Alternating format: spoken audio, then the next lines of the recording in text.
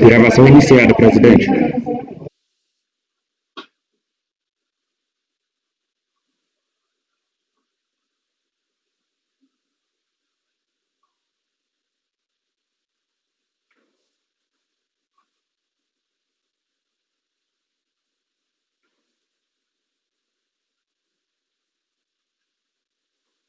Senhores, bom dia. Mais uma vez reunidos aqui para a gente dar continuidade à nossa reunião de julgamento de setembro de 2020, reunião da primeira turma ordinária da segunda Câmara, da segunda sessão de julgamento do Conselho Administrativo de Recursos Fiscais. Turma composta aí pelos seus membros titulares, conselheiro Daniel, conselheiro Rodrigo, conselheiro Francisco Guarita, conselheiro Douglas, conselheira Débora, conselheiro Sávio, conselheiro Marcelo e eu, Carlos Alberto. Nós já iniciamos, né, o tratamento das matérias previstas para o julgamento dos processos previstos para essa manhã, do dia 2 de setembro, e fizemos isso ontem, ainda no transcorrer do dia de ontem, por conta do que nos permite, por conta do que nos faculta a nova redação do artigo 11 da portaria 17296, a portaria CARF 17296. E essa nova redação foi dada pela portaria 18077/2020. E assim a gente vai dar continuidade agora, nesse momento, ao julgamento dos processos desta manhã que a gente não fez ontem. Nós vamos começar pelo processo número 117 da Câmara Municipal de Cariaçu. São 3 processos do mesmo contribuinte, 117, 118, 119, todos de relatoria do conselheiro Douglas. Conselheiro, por favor, fique à vontade para a leitura de seu relatório e voto. Tá. Bom dia a todos. Então, vou começar pelo primeiro que consta na ordem da pauta aí, o 117. É um recurso voluntário que não conheceu a impugnação e manteve o lançamento de multa por descumprimento de obrigação acessória. A Câmara Municipal foi autuada porque deixou de exigir certidão negativa de débito de empresa contratante com órgão público. Vamos lá. Não foi apresentado a CND da empresa Fabiana Amaral, o CNPJ ali indicado, como o fato apurado constitui infração descrita na legislação previdenciária, foi aplicada a multa com fundamento nos artigos 92 e 102 do 8212 e artigo 283, inciso 2 e 373 do Regulamento de Previdência Social. O auto de infração foi encaminhado por via postal ao endereço da Prefeitura Municipal, em nome do município de Cariaçu, Câmara Municipal. A Câmara Municipal apresentou impugnação, conforme documento de mandato, onde em síntese alega como preliminar que as câmaras municipais somente possuem legitimidade processual para figurar no polo passivo ou ativo quando se discute em juízo matéria referente às suas prerrogativas, mas carece de personalidade judiciária própria no que tange às atividades atípicas de suas prerrogativas por força do artigo 14, inciso 3 do Código de Processo Civil. A decisão da DRJ, na verdade, não conheceu da impugnação por ser a Câmara Municipal parte ilegítima, e aí, na verdade, aqui o recorrente, a intimação se deu na pessoa da Prefeitura, na verdade, a intimação da decisão foi feita à Prefeitura, que apresentou o recurso voluntário, então, que alegou em síntese, nulidade por ilegitimidade passiva, devendo ser considerada a legitimidade da Câmara Municipal, e a ausência de regularidade fiscal não pode ser óbvio ao pagamento, e muito menos pretensa retenção. E o último argumento, redução da multa aplicada em respeito aos princípios da proporcionalidade e razoabilidade.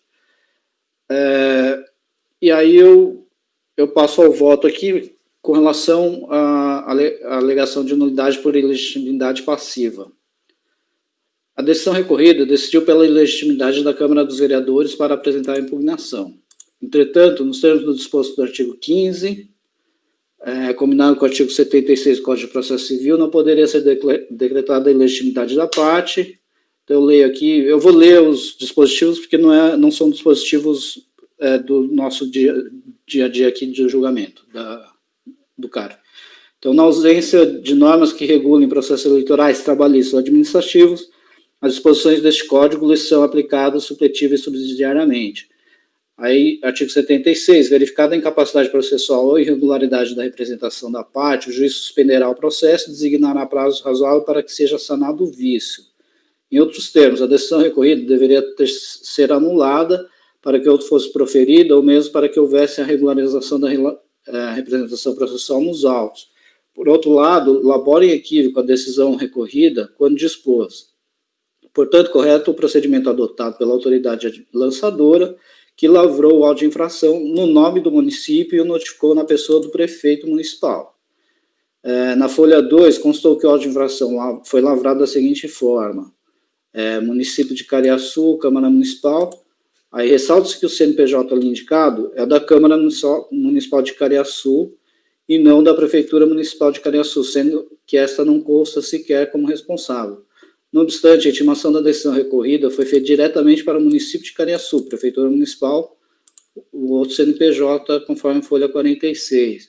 Apesar da nulidade da decisão recorrida por cerceamento do direito de defesa e por erro de premissa adotada, tendo em vista que considerou que o município de Cariaçu teria sido autuado, aplicável ao caso disposto no artigo 59.2, parágrafo 3º do decreto 70.235. Quando puder decidir do mérito a favor do sujeito passivo, a que aproveitaria a declaração da nulidade, a autoridade julgadora não pronunciará nem mandará repetir o ato ou suprir-lhe a falta. No caso em questão, deve ser declarada a nulidade dos presentes autos, tendo em vista a escolha equivocada do sujeito passivo. Se não, vejamos. Cabe uma ressalva, tendo em vista que a decisão recorrida, entendendo pela ilegitimidade da parte e pelo não conhecimento da impugnação, poderia se entender que não se instaurou contencioso, no caso, nos termos do artigo 17 do decreto. Por outro lado, uma vez mais, de acordo com o artigo 15, agora combinado com os artigos 485, inciso 6, parágrafo 3º, combinado com o artigo 337.9, todos os códigos de processo civil,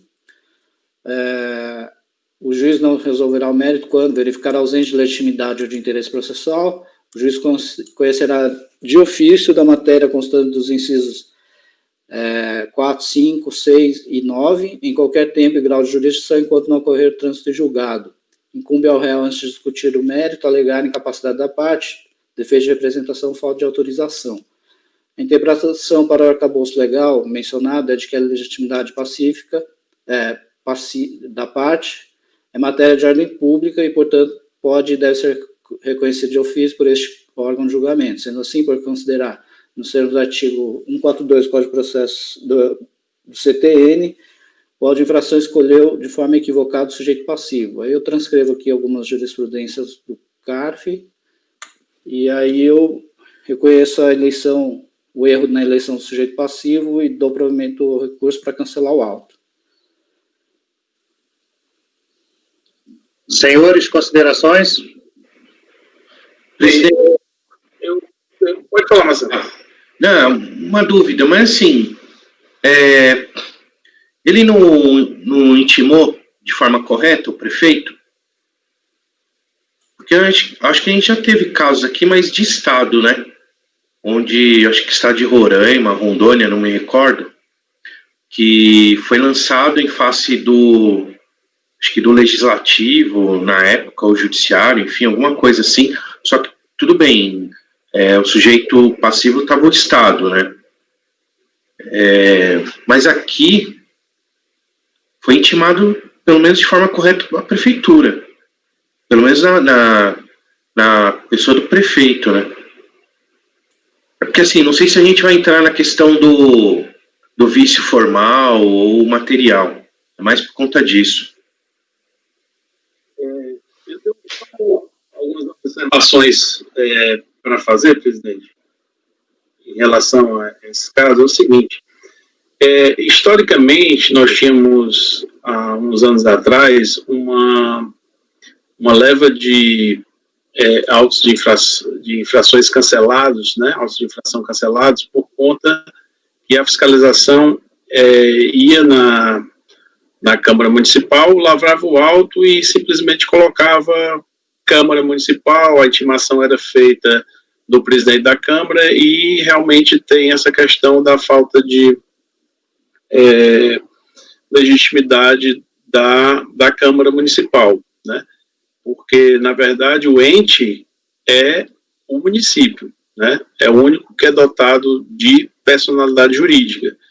Mas, dentro de um ente, assim como ocorre com a União e com os estados, né, existem vários órgãos, e esses órgãos recebem, para fins de divisão de responsabilidades, um cadastro nacional da pessoa jurídica, um número de CNPJ para próprio, cada um, né? O fato de ter um número de CNPJ não significa que aquele órgão tem personalidade jurídica, ele continua despersonalizado, né? E aí o que ocorria? A fiscalização ia nos municípios, fiscalizar as câmaras de vereadores, por exemplo, e colocava assim no auto de infração: Câmara Municipal de Lavras da Mangabeira, e pronto, e intimava o presidente da Câmara, e esse realmente não tinha capacidade para apresentar a defesa, né? Aí vieram as orientações da Receita, solução de consulta, aquela coisa toda, e ficou determinado que não mais se fizesse autuações colocando como sujeito passivo a Câmara Municipal, para evitar justamente essas nulidades. Se colocasse município de Lavras da Mangabeira, tracinho, Câmara Municipal. Dessa forma estaria suprida a irregularidade. Por quê? Porque quem estava sendo autuado era o município, certo? E a identificação da Câmara depois era só para o município, na sua questão administrativa, saber de que órgão eram aquelas obrigações tributárias, né? Como pode acontecer também um município grande, por exemplo, município de Sobral, Secretaria de Administração, município de Sobral, Secretaria de Justiça, né? Então, se colocava depois do nome do município o órgão a que aquelas obrigações tributárias correspondiam, né? E eu vejo aqui que, para mim, esse auto de infração está perfeito. A decisão da DRJ também está perfeita, né? Então, assim, eu inauguro aqui a divergência porque o sujeito passivo está devidamente identificado, que é o município. Só que ele tem que, pelas normas, né, tem que cientificar o município e, facultativamente, a Câmara Municipal, o presidente da Câmara. Ele não é nem obrigado a intimar o presidente da Câmara, basta o município. O que é que ele fez aqui? Para mim está perfeito. A identificação do sujeito passivo: município de Caririaçu, que é o ente dotado de personalidade jurídica, e depois ele identificou o órgão.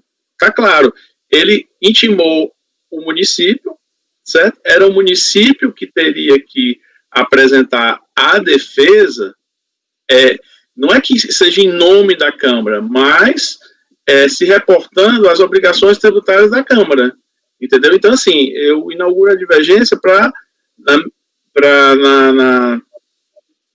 mim está perfeitamente identificado o sujeito passivo, não há nada que não seria o caso de nulidade, muito pelo contrário. Agora, se ele tivesse simplesmente identificado o sujeito passivo como Câmara Municipal, aí sim estaria errado, mas pelo contrário, ele identificou como município.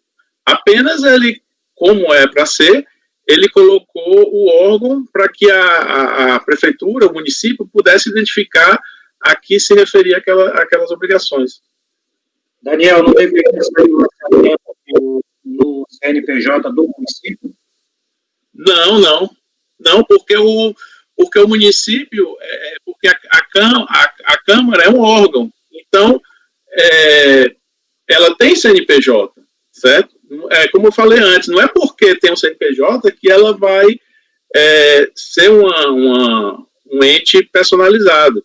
Essa questão do CNPJ é só para fins de organização de obrigações, entendeu? Agora, está errado, a gente não deve se apegar ao CNPJ, porque erro na identificação do sujeito passivo não é em relação ao CNPJ, e sim ao nome. Aqui estaria errado, na minha avaliação, se ele tivesse simplesmente discriminado, tivesse colocado Câmara Municipal de coisa, mas ele fez certinho, justamente, ele colocou município. Veja quem é você na capa da auto-infração, você vai ver quem é o sujeito passivo aqui, é o município, não é a Câmara, então tá certo. Apenas ele coloca o CNPJ e se refere à Câmara para fins de organização da divisão de competências dentro do município, que possui vários órgãos, entendeu? Assim como se eu acho que o município só pegaria o CNPJ dele, naquele caso de municípios muito pequenos, em que tem um órgão central só, que é o CNPJ do município em si, né, que é utilizado para todos os órgãos. Mas quando são municípios grandes, porque hoje em dia é raro o município que não tenha secretarias, né? Mas municípios grandes, ele iria colocar município de Caririaçu, Secretaria de Saúde, município de Caririaçu, Secretaria de Educação, e nem por isso ele estaria identificando como sujeito passivo a Secretaria de Saúde ou a de Educação, que não pode, porque não é um ente personalizado, entendeu? Mas, a meu ver, aqui está perfeito. Ele identificou o município como sujeito passivo e apenas colocou a Câmara aqui para que o próprio município pudesse se defender, porque como é que ele vai, se ele tivesse colocado o CNPJ do município, como é que ele ia se defender? Ele ia saber se era da Câmara, se era da Secretaria de Educação, Secretaria de Saúde, entendeu? Então, tem que ter essa identificação no sentido de facilitar o município para poder se defender. Mas aqui está perfeito. Aí, quando o município vem, né, e não se defende, quem se defende é a Câmara, aí lá na primeira instância, eu acho que está correto também a decisão da primeira instância, entendeu? Então, assim, para mim era manter o não conhecimento da defesa lá, né? E para mim a identificação do direito passivo está perfeita, não tem como ser diferente, entendeu? Eu até agradeço, Daniel. Eu sabia que tinha essa peculiaridade, né, relacionada aos lançamentos previdenciários. Eu não acompanhei isso muito de perto, mas eu lembro, né, dessas particularidades e você trouxe luz aí para a gente, né, apresentando esse histórico. Me parece assim que a mesma flexibilização que a gente nota na hora de imputar a responsabilidade ao município, a gente não nota na hora de receber a impugnação da Câmara Municipal, né? Você fala assim, olha, então aqui a Câmara Municipal, eu estou lançando para o município, é da Câmara, a Câmara vem aqui, se manifesta e a gente simplesmente diz que não conhece porque é outro ente. Ou seja, para lançar é o mesmo ente, para se defender é ente diverso, né? Então, me parece que o espírito da norma aí, ele acaba sendo maculado, né? Porque você acaba cerceando o direito de defesa do município de se manifestar por conta dessa questão formal que traz uma dificuldade até para a gente entender aqui, né? E trouxe dificuldade para a própria Receita ou para a própria Secretaria da Receita Previdenciária num determinado momento, e aí se chegou à conclusão de que algo precisaria ser feito para mudar. Então, algo foi feito, algo mudou, mas aparentemente a gente até fala assim, olha, é Câmara só porque é município, mas na hora que a Câmara fala, não, mas Câmara é Câmara, município é município. É assim, eu até compreendo as colocações do Daniel, eu acho que são absolutamente pertinentes, mas, por outro lado, tem essa questão, né, porque a própria nós temos súmula, o CARF já tem súmula, que ele trata, a súmula 129, mas essa súmula 129 é posterior a esse julgamento na DRJ, que a súmula fala que a irregularidade de representação processual, o sujeito passivo deve ser intimado para sanar o defeito antes da decisão acerca do conhecimento do recurso administrativo. Na verdade, a DRJ, quando se manifestou no processo, não havia essa súmula. Então, não daria para ela levar em consideração essa súmula. Por outro lado, se a súmula não traz regra nova, né, porque a súmula decorre de interpretação daquilo que já está vigente anteriormente a ela, me parece que poderia ser considerado até um efeito retroativo disso aqui, né, para simplesmente devolver os autos, para pelo menos devolver os autos para a DRJ, para não deixar simplesmente o contribuinte sem defesa, porque a gente flexibiliza para um lado e não flexibiliza para o outro, né? Então, me parece, embora eu entenda absolutamente, né, integralmente aí as considerações do Daniel como pertinentes, eu acho que a gente pode estar incorrendo num erro aí, né, da gente flexibilizar, como disse, só para um lado, para um lado aí da balança, né? Mas aí, presidente, são duas coisas distintas, né? Uma é o não conhecimento da impugnação, que você está fazendo levantando essa tese, e a outra é a nulidade, né? Eu até que poderia pensar, tudo bem, por que é que lá não intimou para que o município, né, não apresentasse a defesa? Agora, outra coisa completamente diferente é você dizer que o sujeito passivo está incorretamente identificado, porque, a meu ver, não teria como a fiscalização fazer diferente, né? Como é que você vai fazer? Você não pode lavrar no nome da Câmara porque é um ente que não tem personalidade jurídica, né? E o que foi que ele fez? Justamente identificou o sujeito passivo como o município de Cariaçu, sendo que as obrigações são da Câmara, né? Então, assim, na verdade, não teria, a meu ver, como a fiscalização ter lavrado esse auto diferente. Ela lavrou corretamente quando colocou o sujeito passivo como município de Caririaçu. Não, Daniel, eu entendo perfeitamente. Assim, eu concordo integralmente com a tua posição relacionada aí à nulidade, né? Contrária à questão da nulidade, pelas considerações que você trouxe, que, como disse, né, clareou aqui o meu entendimento sobre o tema. Mas, enfim, nós ficamos diante de uma posição do Douglas, que era pelo reconhecimento da nulidade, uma decisão sua simplesmente para negar um provimento por entender que o sujeito passivo foi devidamente identificado e que a DRJ agiu corretamente. Então, eu fiz um contraponto a essa sua divergência, entendeu? Então, eu concordo com você diante desse cenário que você traz e que eu sabia que existia, só não sabia de detalhes. Eu concordo integralmente com você, quer dizer, integralmente, eu concordo com você no que tange a questão da nulidade. Por outro lado, aí eu faço essa observação, né, e que você me parece que também é simpático a essa né, pela tua manifestação, a essa ideia, porque, na verdade, a gente, de alguma forma, vê uma flexibilidade nessa identificação do sujeito passivo e também, e não, ou seja, se aquele documento que foi intitulado de intimação, ao invés de Câmara Municipal, com todos os outros elementos, tivesse assim, município, tal, pronto, estava resolvido. É isso? Não, presidente, só me engano, o que o Daniel quis dizer é que a intimação, de fato, município de Cariaçu, Câmara Municipal, né? Ou sei lá.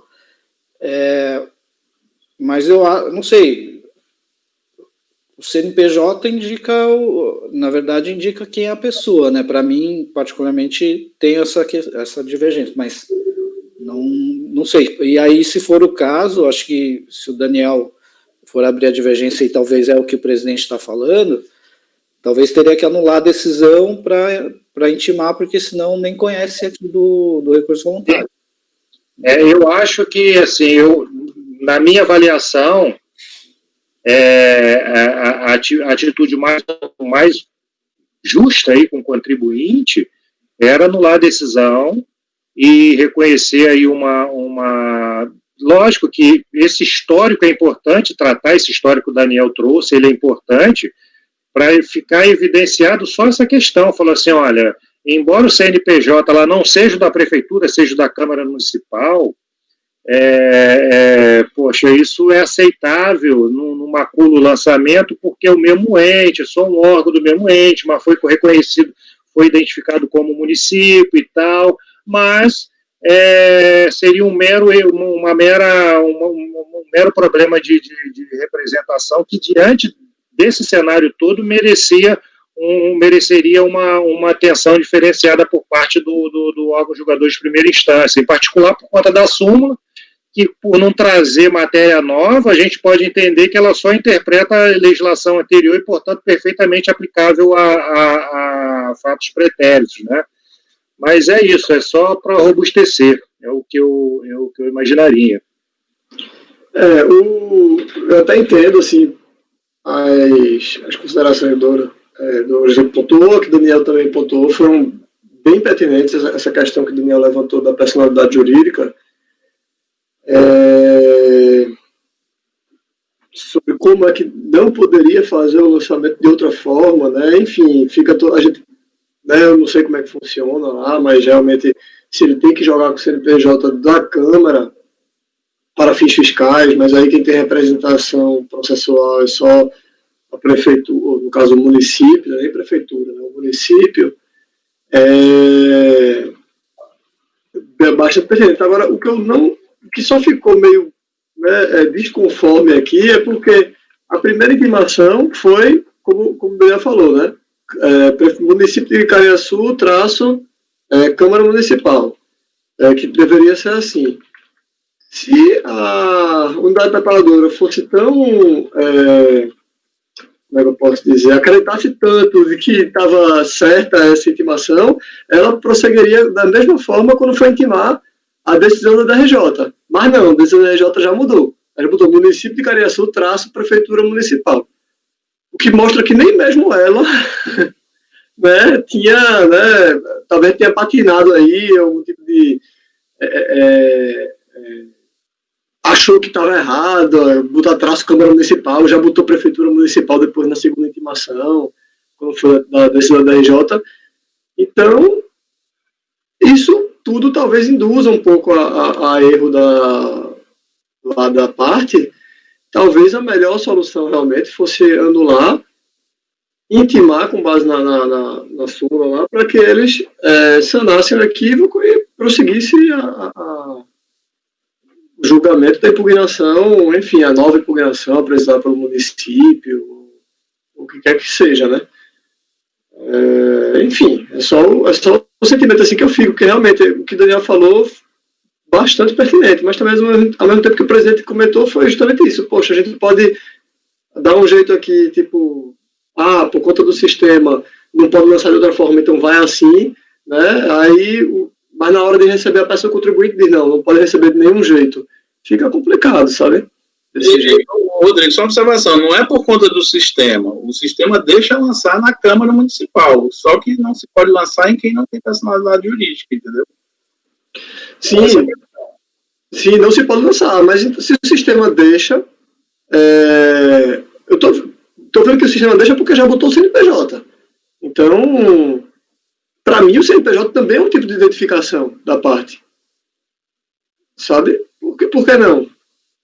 Se está o CNPJ dela, na identificação do autuado, da CNPJ da Câmara, tem o nome lá, município, mas tem um traço, né, Câmara Municipal. Assim, eu acho que tudo bem, ele nem que fosse uma certa, talvez, lá no relatório, uma certa observação dizendo lançado no CNPJ da Câmara Municipal apenas para fins fiscais.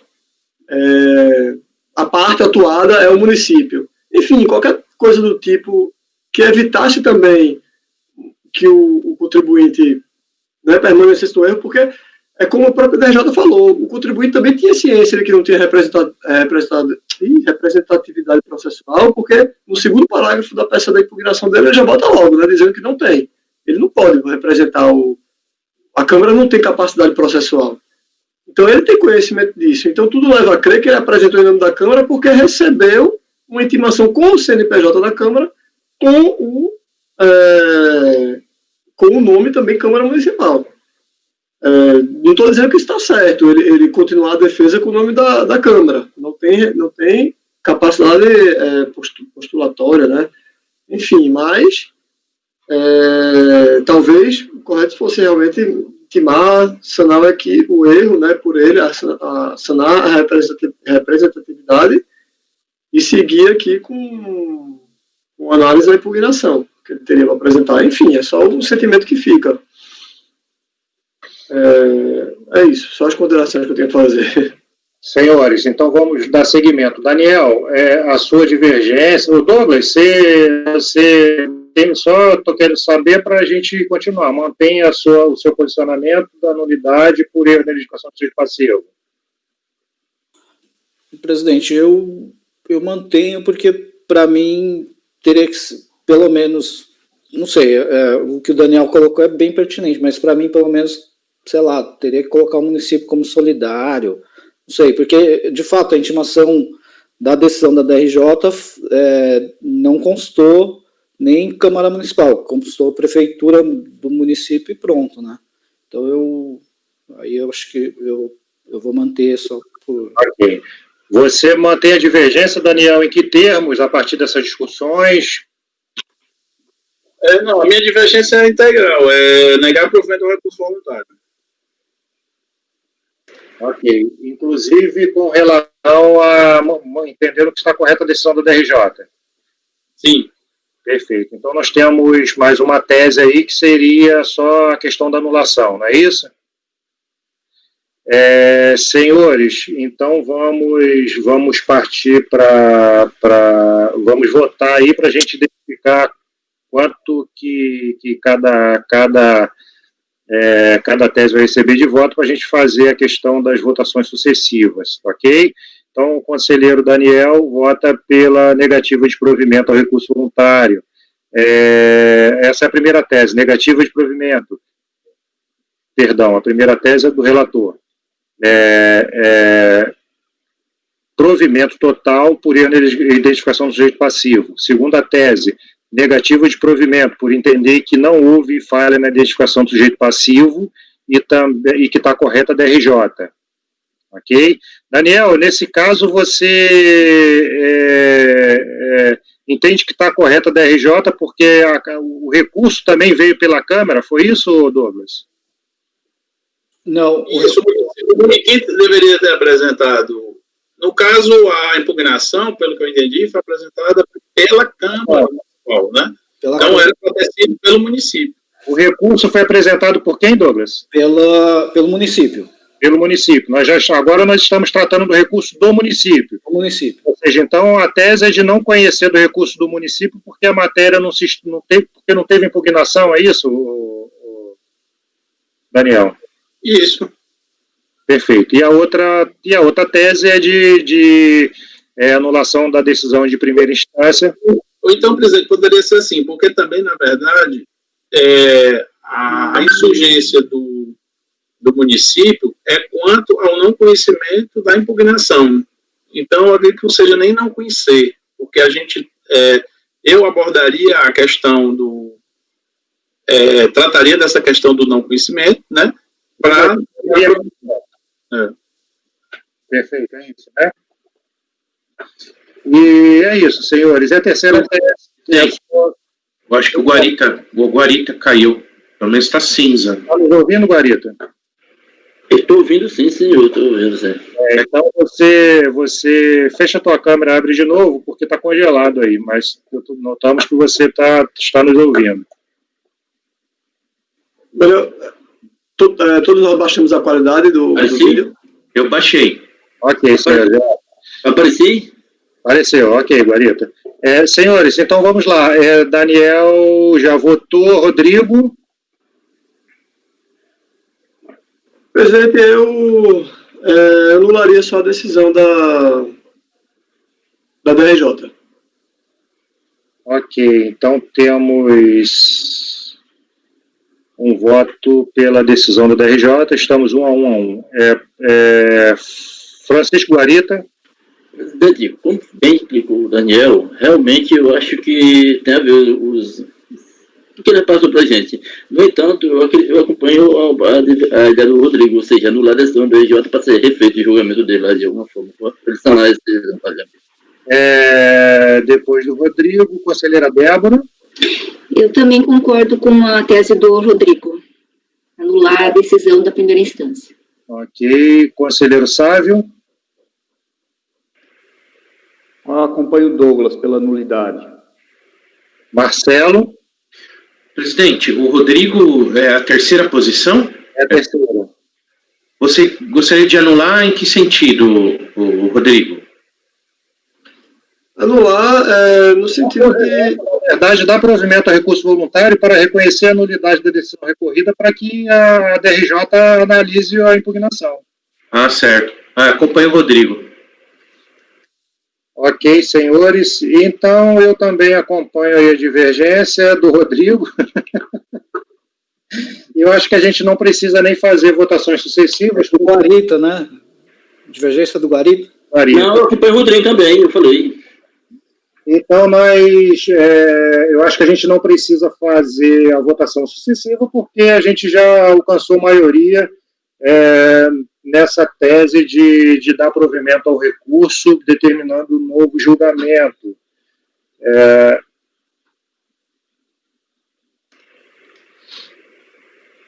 Então, fica dos seguintes termos.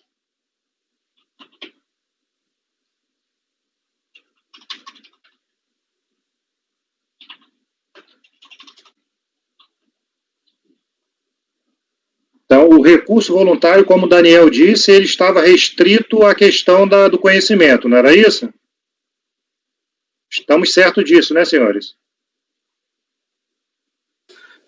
Na verdade, ele fala que o município, que a Câmara tinha legitimidade e tudo mais. Ok, então beleza. Então, acordo de membro colegiado por unanimidade de votos em dar parcial provimento ao recurso voluntário.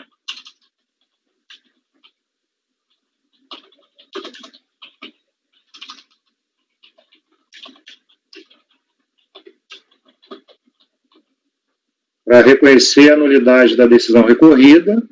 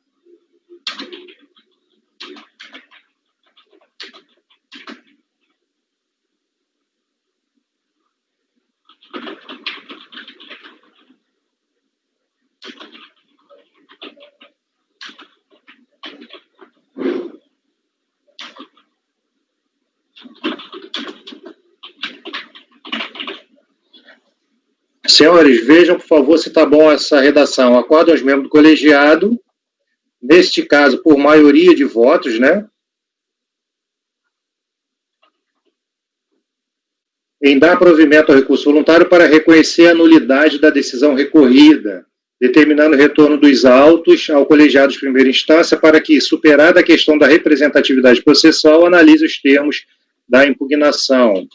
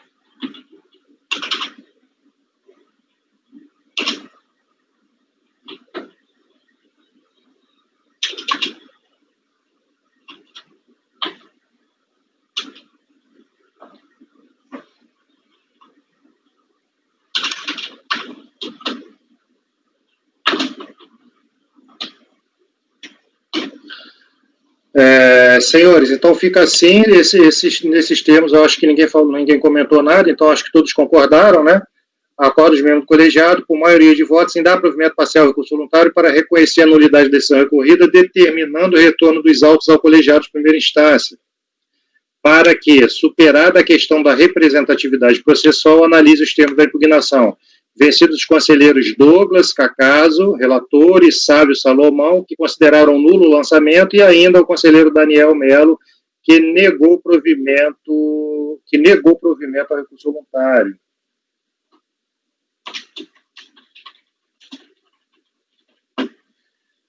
Designado para redigir o voto vencedor, o conselheiro Carlos Alberto Amaral Azeredo. Ok, senhores? Vai ficar com ele, presidente? Vou ficar com ele, Rodrigo. Essa foi a tese que eu defendi, fazendo meio termo ali entre a decisão do Daniel e a posição também do conselheiro relator, né? Eu que fiz o contrapeso ali, você acabou concordando aí com a minha. Foi. Ok. Senhores, embora, senhores, assim, a gente normalmente acaba designando por voto vencedor o conselheiro que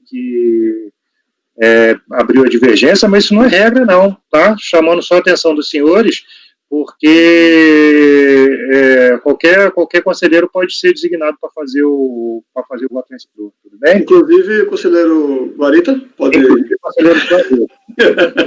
Senhores, conselheiro Douglas, o seu voto nos demais processos desse mesmo contribuinte, você comentou que eram os mesmos, não era isso? A situação fática é a mesma? Na verdade, a situação processual, sim, só muda a infração, né? Então, esse daí é por não pedir CND, o outro é por deixou de arrecadar mediante os contos das remunerações, as atribuições dos segurados empregados e contribuintes individuais, e o outro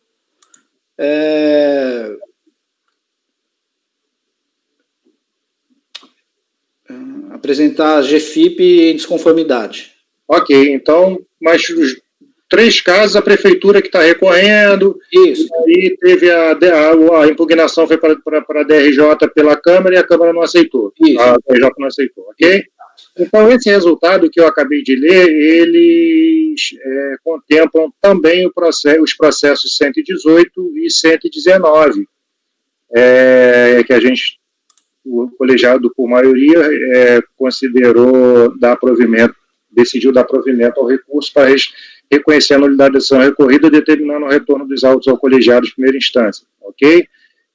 Com isso, senhores, a gente conclui o julgamento dos processos desta manhã, do dia 2 de setembro de 2020, razão pela qual eu vou encerrar neste momento a nossa gravação e peço que o senhor Alberto, que nos acompanha pelo CARF, o faça neste momento.